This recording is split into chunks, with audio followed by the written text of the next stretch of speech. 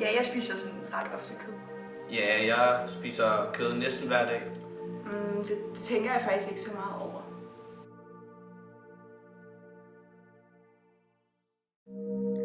Selvom mange forbinder den globale opvarmning og forurening med transport og fossile brændstoffer som olie, bidrager kødproduktion faktisk mere end transportsektoren i forhold til global opvarmning og udledning til drivhusgasser.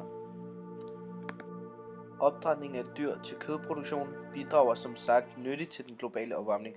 Det gør den i den forstand, at den sender store mængder CO2, altså kuldioxid og CO4, altså metan op til atmosfæren.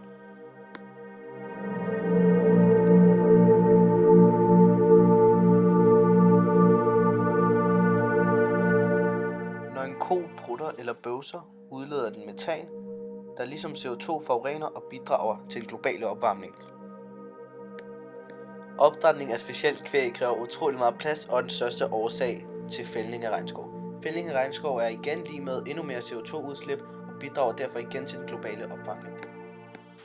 Vi er i dag omkring 7 milliarder mennesker på jorden, og 1 milliard af dem har ikke adgang til rent drikkevand, blandt andet på grund af kødproduktionen. Kvægopdræt kræver utrolig meget vand, og kvæg drikker faktisk 8 gange så meget vand som hele verdens befolkning tilsammen. Kødproduktionen forårsager også vandforurening, som hovedsageligt kommer fra svins afføring. Det er med til at skabe områder, hvor fisk ikke kan overleve, og bidrager også til den globale opvarmning, blandt andet i form af ødelæggelse af koralrev.